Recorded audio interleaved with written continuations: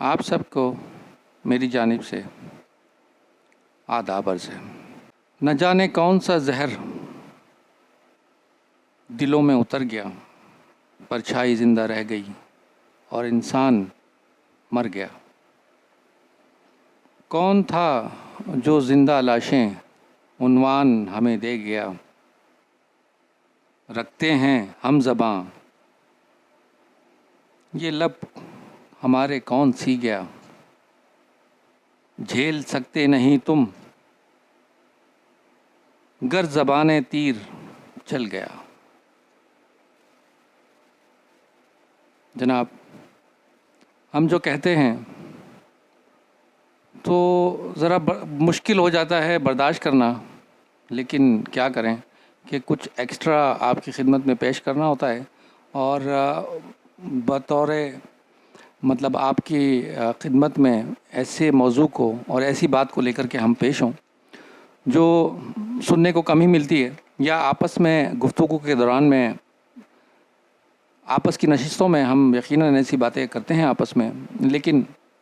کسی اور جانب سے اس طرح کی باتیں نہ کی جاتی ہیں، نہ اس کے اوپر بحث کی جاتی ہے۔ آج کا جو ہمارا عنوان ہے،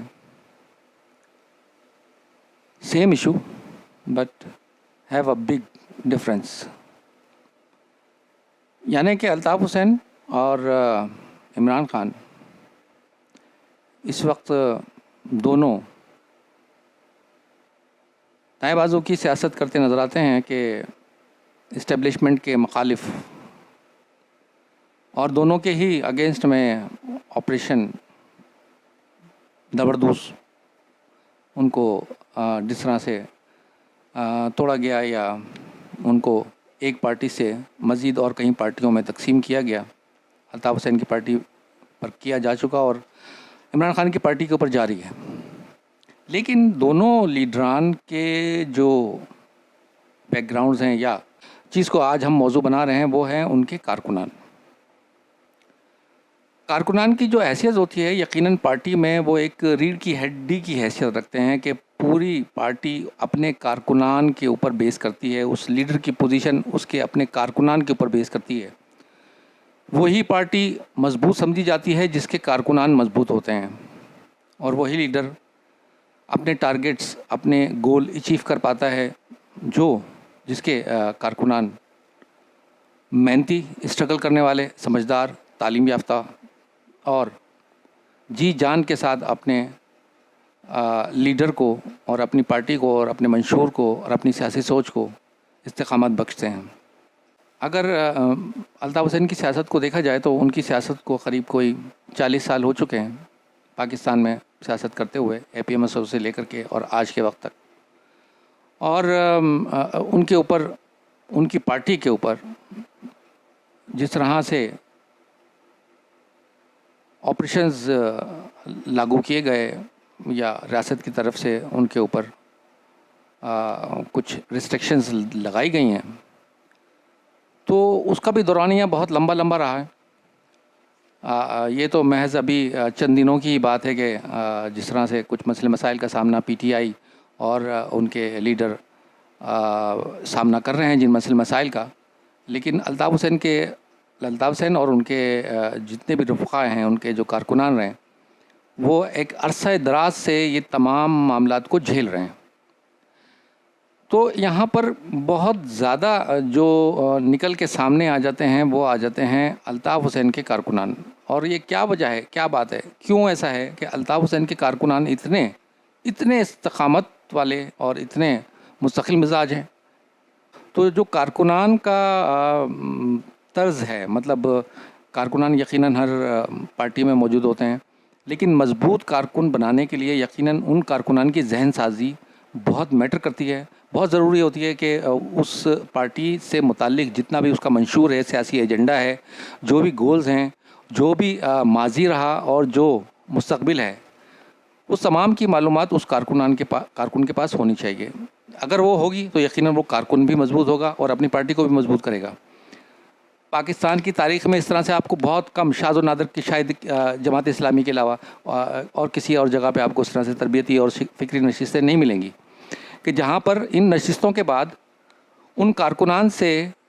اس حوالے سے سوال جواب کا ایک پرچہ ان سے کروایا جاتا تھا، اور جو اس پرچے میں یا اس امتحان میں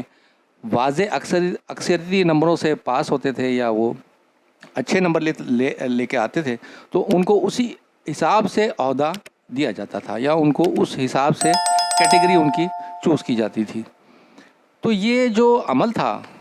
کارکنان کی ذہن سازی کا، ان کی تربیت کا، اس کا جو فائدہ ہوا، اس کا فائدہ یہ ہوا کہ جو وہ پرانے کارکنان ابھی بھی ہیں اور جو رہے اس وقت میں، تو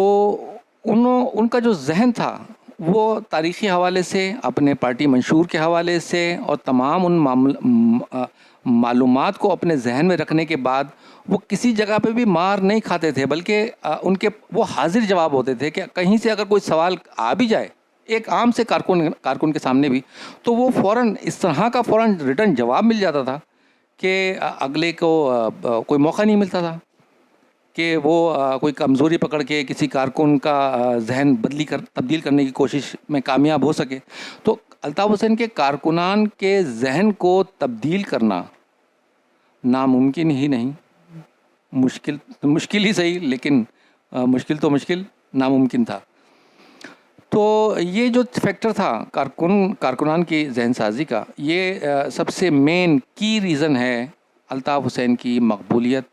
ان کی اس اسٹرگل کو اور آج کے دن تک قائم رکھنے میں ان خاموش کارکنان کا بہت بڑا کردار ہے۔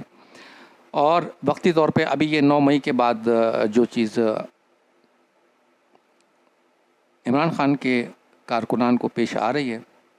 یا جس طرح کے حالات کے ساتھ وہ گزر رہے ہیں اور جس طرح سے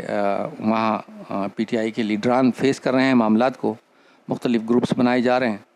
تو یہ اس کی پریکٹس الطاف حسین صاحب اور ان کی پارٹی بہت پہلے یہ سب چیزیں جھیل چکی ہے، اور وہ اس سارے عمل سے گزر کے فلٹر ہو کے اور آگے تک اپنے آپ کو آج جس مقام پر موجود ہیں اور ابھی جس طرح سے وہ پیش ہیں، سیاست کرتے ہوئے نظر آ رہے ہیں اور کچھ تبدیلیاں محسوس ہو رہی ہیں، تو دیکھیں اس کا کیا رجحان آگے جاتا ہے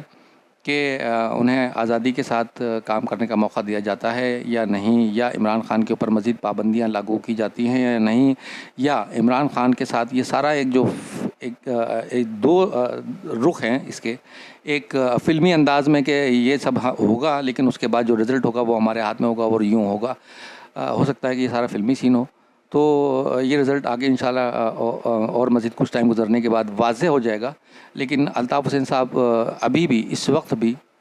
پابند سلاسل ہیں، ان کے اوپر پابندی کنٹینیو ہے، گو کہ انہوں نے کچھ اسٹیپ لیے ہیں لیکن مستقبل میں کچھ اور تھوڑا سا ٹائم چاہیے۔ تو اس وقت میں وہ کارکنان جو پی ٹی آئی کے ہیں یا متحدہ قومی موومنٹ الطاف حسین کے ساتھ سیاسی سرگرمیوں میں ثابت قدم ہیں، استقامت کے ساتھ ہیں، اور یا انہوں نے ابھی خاموشی اختیار کی بھی ہے، تو وہ یقیناً اپنے لیڈر کے حق میں